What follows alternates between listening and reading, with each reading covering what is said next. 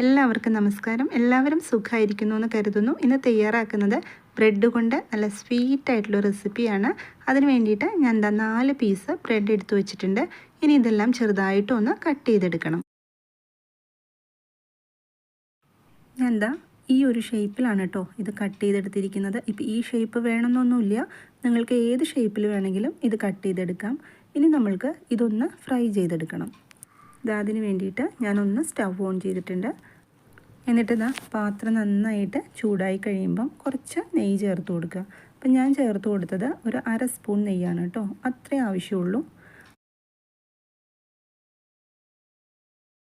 ഇനി നമ്മൾ കട്ട് ചെയ്ത് വെച്ചിരിക്കുന്ന ബ്രെഡിൻ്റെ പീസസ് ഉണ്ടല്ലോ, അത് ഓരോന്നും ഈ പാത്രത്തിലേക്ക് ഒന്ന് നിരത്തി വെച്ച് കൊടുക്കുക.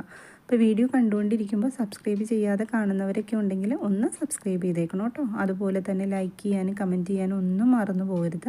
അപ്പോൾ ഇതുപോലത്തെ ഒരു വലിയ പാത്രം എടുക്കുകയാണെങ്കിൽ ഒറ്റ ട്രിപ്പിന് തന്നെ നമുക്ക് എല്ലാം ഫ്രൈ ചെയ്തെടുക്കാം.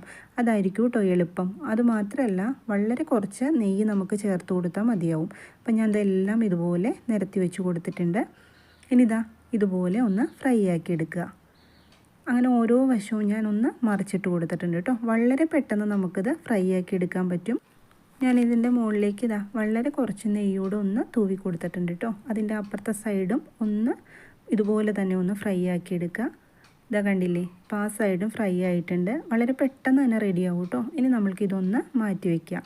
അതിനുശേഷം ഒരു പാൻ വെച്ച് കൊടുക്കുക. അതിനകത്തേക്ക് വീണ്ടും 1/2 സ്പൂൺ നെയ്യ് ചേർത്ത് കൊടുക്കുക. അപ്പോൾ നമ്മൾ ടോട്ടലി 1 സ്പൂൺ നെയ്യാണ് കേട്ടോ ചേർത്തിട്ടുള്ളൂ. എന്നിട്ട് ഈ നെയ്യ് നന്നായിട്ടൊന്ന് ചൂടായി വരുമ്പം കുറച്ച് നട്ട്സ് ഇട്ട് കൊടുക്കുക. അപ്പം നമ്മുടെ കയ്യിൽ എന്തൊക്കെയാണ് ഉള്ളതെന്ന് വെച്ച് കഴിഞ്ഞാൽ അതെല്ലാം ഇട്ട് കൊടുക്കുക കേട്ടോ. ഒരുപാട് നട്ട്സ് ഒന്നും ഇടേണ്ട ആവശ്യമൊന്നുമില്ല. ഞാനിപ്പോൾ ഒരു കാഷ്യൂ മാത്രമേ ഇട്ട് കൊടുത്തിട്ടുള്ളൂ. ഇത് നമ്മൾക്ക് വളരെ ഈസി ആയിട്ട് തയ്യാറാക്കി എടുക്കാൻ പറ്റുന്ന ഒരു ഹൽവ പുഡിങ്ങാണ്. ഒരുപാട് സാധനങ്ങളുടെ ഒന്നും ആവശ്യമില്ല, നമ്മുടെ വീട്ടിലുള്ള സാധനങ്ങൾ തന്നെ മതിയാവും. എന്നിട്ട് അതൊന്ന് കോരി മാറ്റിയിട്ടുണ്ട്. ഇനി ഈ പാത്രത്തിലേക്ക് തന്നെ കുറച്ച് പഞ്ചസാര ചേർത്ത് കൊടുക്കുന്നുണ്ട്. അപ്പോൾ പഞ്ചസാര ഓരോരുത്തരുടെ മധുരത്തിന് ആവശ്യമായിട്ടുള്ളത് ചേർത്ത് കൊടുത്തോളൂ.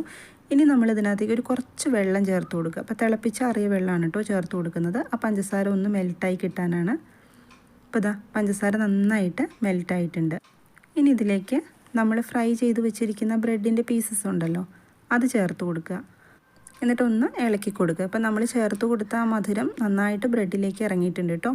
ഇനി ചേർത്ത് കൊടുക്കേണ്ടത് കുറച്ച് പാലാണ്. അപ്പോൾ തിളപ്പിച്ച് ആറിയ പാലാണ് എടുത്തിരിക്കുന്നത്. ഞാൻ 1 കപ്പ് പാലെടുത്തിട്ടുണ്ട്. അതിൽ നിന്നൊരു 1/4 കപ്പാണ് ഇപ്പോൾ ചേർത്ത് കൊടുത്തത്. കുറേശ്ശെ ചേർത്ത് കൊടുത്തിട്ട് ഇതുപോലെ ഒന്ന് മിക്സ് ചെയ്ത് യോജിപ്പിക്കുക. അപ്പോൾ പാലൊക്കെ നന്നായിട്ട് ആ ബ്രെഡിലേക്ക് ഇറങ്ങും. അപ്പോൾ നല്ല ടേസ്റ്റ് ആയിരിക്കും കേട്ടോ ഇത് കഴിക്കാനായിട്ട്. ഇപ്പോൾ കണ്ടില്ലേ, നന്നായിട്ടൊന്ന് മിക്സ് ചെയ്തിട്ടുണ്ട്. ഇനി ഇതിലേക്ക് കുറച്ച് ഏലക്കാപ്പൊടി ചേർത്ത് കൊടുക്കുക. ഏലക്കാപ്പൊടി ചേർക്കണത് എന്തിനാണെന്ന് വെച്ച് കഴിഞ്ഞാൽ അതിൻ്റെ ഫ്ലേവർ ഒന്ന് മാറിക്കിട്ടാൻ വേണ്ടിയിട്ടാണ്. ബ്രെഡിൻ്റെ ആ ഒരു ടേസ്റ്റ് ഉണ്ടല്ലോ, അതൊക്കെ മാറിക്കിട്ടും. ഇനി ഏലക്കാപ്പൊടിക്ക് പകരം വാനില എസൻസ് ചേർക്കണ വെച്ചാൽ അങ്ങനെയാവാം കേട്ടോ. പിന്നെ ഞാൻ കുറച്ച് നെയ്യ് ചേർത്ത് കൊടുത്തിട്ടുണ്ട്. ഇപ്പം ഞാൻ ചേർക്കുന്ന നെയ്യ് ഒരുപാടൊന്നും ഇല്ല കേട്ടോ, വളരെ കുറച്ച് മാത്രം ഇങ്ങനെ തൂവി കൊടുത്താൽ മതി. ഇടയ്ക്കിടയ്ക്ക് നമ്മളിങ്ങനെ കുറേശ്ശെ നെയ്യ് ചേർത്ത് കൊടുത്തിട്ട് ഇളക്കിയെടുക്കുക. അപ്പോഴാണ് നമ്മൾക്ക് അതിൻ്റെ നല്ല ടേസ്റ്റ് കിട്ടുക. ഇപ്പോൾ നന്നായിട്ട് ഒന്നും കൂടെ മിക്സ് ചെയ്ത് യോജിപ്പിച്ചിട്ടുണ്ട്.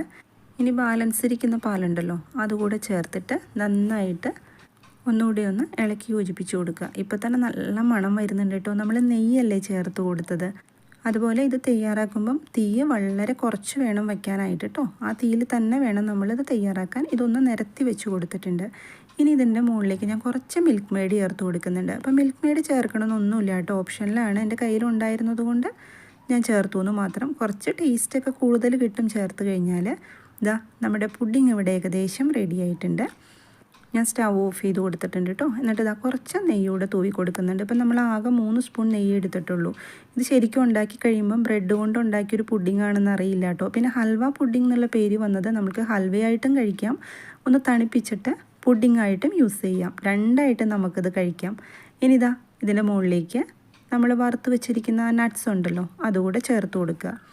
അപ്പോൾ പുഡിങ്ങൊക്കെ നമുക്ക് തയ്യാറാക്കാൻ പറ്റുമോ, അതൊന്നും നമ്മളെ കൊണ്ട് പറ്റില്ല എന്ന് വിചാരിക്കുന്ന ഒരുപാട് പേരുണ്ടാവുമല്ലേ. നമ്മളെ കൊണ്ടും പറ്റും. വളരെ പെട്ടെന്ന് തന്നെ നമുക്കത് തയ്യാറാക്കിയെടുക്കാം, നമ്മുടെ വീട്ടിലുള്ള സാധനങ്ങളൊക്കെ വെച്ചിട്ട്. ഇനിയിപ്പോൾ കുട്ടികളൊക്കെ പുഡിങ് ചോദിക്കുമ്പോൾ ഒഴിഞ്ഞു മാറേണ്ട ഒരു ആവശ്യമില്ല. ബ്രെഡ് ഇരിക്കുന്നുണ്ടോ, വളരെ പെട്ടെന്ന് അവർക്ക് തയ്യാറാക്കി കൊടുക്കുക, അവർക്കും സന്തോഷമാവും. ഞാൻ ഇതിൻ്റെ മുകളിലായിട്ട് കുറച്ച് ചോക്ലേറ്റ് പൗഡർ വിതറിയിട്ടിട്ട് ഒരു ഭംഗിക്ക് വേണ്ടിയിട്ട് ചെയ്തതാണ്. അത് വേണമെന്നൊന്നുമില്ല. അപ്പോൾ ഇന്നത്തെ വീഡിയോ ഇത്രയേ ഉള്ളൂ. മറ്റൊരു വീഡിയോ ആയിട്ട് ഇനിയും ഞാൻ വരാം. എല്ലാവരും സന്തോഷമായിട്ടിരിക്കുക. Thank you.